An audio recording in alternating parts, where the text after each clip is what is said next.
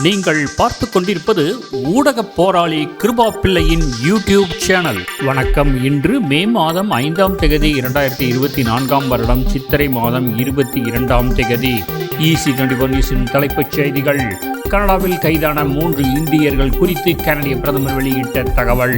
கனடாவில் மீன்பிடியில் ஈடுபட்டவர்களுக்கு விதிக்கப்பட்ட அபராதம்.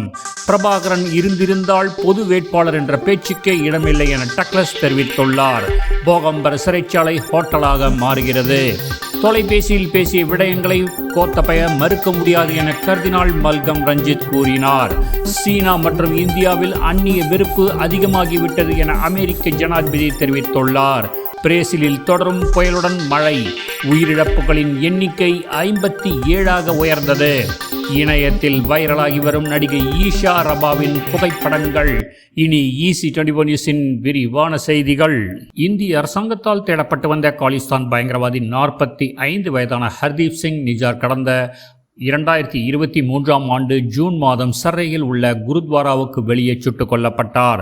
கனடிய குடிமகனான ஹர்தீப் சிங் நிஜார் கொலையில் இந்திய ஏஜென்ட்டுகளுக்கு தொடர்பு இருப்பதாக கனடிய பிரதமர் ஜஸ்டின் ட்ரூடோ கூறியது பெரும் பரபரப்பை ஏற்படுத்தியிருந்தது. இந்த சம்பவத்தினால் இந்தியா கனடா உறவு கடுமையாக பாதிக்கப்பட்டது.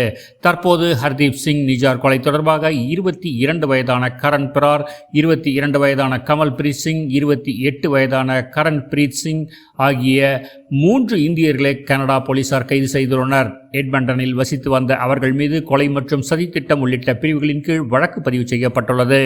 இந்த கைது நடவடிக்கை தொடர்பில் கனடிய பிரதமர் ஜஸ்டின் ட்ரூடோ கூறுகையில், இது முக்கியமான விஷயம். ஏனென்றால் கனடா வலுவான மற்றும் சுதந்திரமான நீதி அமைப்பை கொண்ட ஒரு சட்டத்தின் ஆட்சி நடக்கும் ஒரு நாடு. நாட்டின் அனைத்து குடிமக்களையும் பாதுகாப்பதற்கான அடிப்படை அர்ப்பணிப்பு கொண்டுள்ள நாடு என அவர் கூறியுள்ளார்.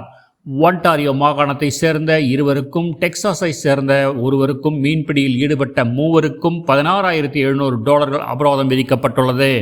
சட்டவிரோதமான முறையில் கடந்த 2021ஆம் ஆண்டு செப்டம்பர் மாதம் இந்த 3 மீன்பிடியில் ஈடுபட்டதாக தெரிவிக்கப்படுகின்றது. மீன் பிடிப்பது தொடர்பான வரையறைகளை மீறி 3 பேரும் செயற்பட்டுள்ளதாக குற்றம் சுமத்தப்பட்டுள்ளது. இதன் அடிப்படையில் 3 எதிராகவும் வழக்கு தொடரப்பட்டு தண்டனை விதிக்கப்பட்டுள்ளது. பிரபாகரன் இருந்திருந்தால் பொது வேட்பாளர் என்ற பேச்சுக்கு இடமில்லை என அமைச்சர் டக்ளஸ் தேவானந்தா தெரிவித்துள்ளார். ஜனாதிபதி முக்கிய 3 வேட்பாளர்களுடன் எமது மக்களது பிரச்சனைகள் சம்பந்தமாக கலந்துரையாடி அதன் பின்பு ஒரு உத்தரவாதத்தினை ஏற்படுத்திக் கொள்ள நாம் அவர்களை இணங்க வைக்க வேண்டும். பொது வேட்பாளர் என்பது ஒரு பொய்த்தனம் என அவர் கூறியுள்ளார். போகம்பர சிறைச்சாலையை ஹோட்டல் வளாகமாக மாற்ற தனியார் முதலீட்டாளர் முன்வந்திருக்கிறார். இதன் பழமையை பாதுகாத்து அபிவிருத்தி திட்டங்கள் நடைமுறைப்படுத்தப்படும் என எதிர்பார்க்கப்படுவதாக நகர அபிவிருத்தி மற்றும் வீடமைப்பு அமைச்சர் பிரசன்ன ரணதுங்க தெரிவித்துள்ளார். போகம்பர சிறைச்சாலை 2014ஆம் ஆண்டு நகர அபிவிருத்தி அதிகார சபை அபிவிருத்தி பணிகளுக்காக ஒதுக்கப்பட்டது. மேலும் அந்த அதிகார சபையின் கீழ் நடைமுறைப்படுத்தப்படும் பெரிய கண்டி அபிவிருத்தி திட்டம் மற்றும் கண்டி நகர அபிவிருத்தி திட்டத்தின் கீழ் இது மீள் அபிவிருத்தி செய்யப்படும் என்றும் அமைச்சர் கூறினார். 2021ஆம் ஆண்டில் என்னுடன் தொலைபேசி உரையாடலை மேற்கொண்ட வேளை தெரிவித்த விடயங்களை முன்னாள் ஜனாதிபதி கோத்தபய ராஜபக்ஷ மறுக்க முடியாது என கர்தினால் மல்கம் ரஞ்சித் தெரிவித்துள்ளார். உயிர்த்த ஞாயிறு தாக்குதல் குறித்த விசாரணைகளை மேற்கொண்ட ஆணைக்குழுவின் அறிக்கையில் தெரிவிக்கப்பட்டுள்ள பரிந்துரைகளை நடைமுறைப்படுத்த முடியாது என கோத்தபய ராஜபக்ஷ தெரிவித்தார் என கர்தினால் தெரிவித்துள்ளதை கோத்தபய ராஜபக்ஷ மறுதளித்துள்ளார். 2021ஆம் ஆண்டு பிப்ரவரி 2ஆம் தேதி முன்னாள் ஜனாதிபதி என்னுடன் தொலைபேசியில் பேசினார் என்பதை என்னாலும் எனது செயலாளராலும் நிரூபிக்க முடியும் என கர்தினால் மல்கம் ரஞ்சித் தெரிவித்துள்ளார். சீனா மற்றும் இந்தியாவில் அந்நிய வெறுப்பு அதிகமாகிவிட்டதால் அந்த நாடுகளால் பொருளாதாரத்தில் முன்னேற்றம் காண முடியவில்லை என அமெரிக்க ஜனாதிபதி ஜோ பைடன் தெரிவித்துள்ளார். அமெரிக்க ஜனாதிபதி தேர்தலில் 2வது முறையாகவும் போட்டியிடும் அமெரிக்க ஜனாதிபதி வாஷிங்டனில் நடந்த நிதி திரட்டும் நிகழ்ச்சியில் இவ்வாறு தெரிவித்துள்ளார். சீனா ஏன் பொருளாதாரத்தில் மோசமடைந்துள்ளமைக்கும் ஜப்பான், ரஷ்யா மற்றும் இந்தியா ஆகிய நாடுகள் பொருளாதாரத்தில் தடுமாறுவதற்கும் அவர்களின் இனவெறியே காரணம் என அவர் மேலும் தெரிவித்துள்ளார்.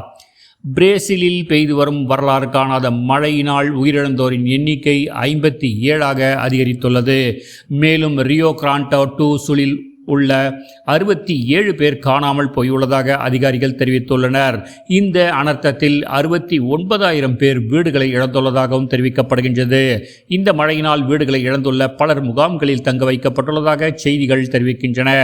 பிரேசிலில் 80 ஆண்டு கால வரலாற்றில் இல்லாத அளவில் புயலுடன் மழை பெய்து வருவதால் பாதிப்பின் தாக்கம் அதிகரித்துள்ளது. தெலுங்கானாவில் பிறந்து மாடலிங் துறையில் பயணித்து அதன் பிறகு தெலுங்கு திரையுலகில் அறிமுகமாகி கடந்த 11 ஆண்டுகளாக கலைத்துறையில் பயணித்து வரும் இளம் நடிகை ஈஷா ரபா. இவருக்கு இப்பொழுது வயது 34. தமிழில் கடந்த 2016ஆம் ஆண்டு வெளியான ஓய் என்கின்ற திரைப்படத்தின் மூலம் தமிழ் திரையுலகில் அறிமுகமானார். கடந்த 2022ஆம் ஆண்டு தமிழில் வெளியான அசோக் செல்வனின் நித்தம் ஒரு வானம் திரைப்படத்திலும் ஒரு முக்கிய கதாபாத்திரத்தில் இவர் நடித்திருந்தார். தற்போது கருப்பு நிற உடையில் ஈஷா ரபா வெளியிட்ட புகைப்படங்கள் இணையத்தில் வைரலாகி வருகிறது. மேலும் இந்திய செய்திகள், கனடிய செய்திகள் மற்றும் சினிமா செய்திகளுக்கு எங்களுடன் தொடர்ந்து இணைந்திருங்கள். நன்றி.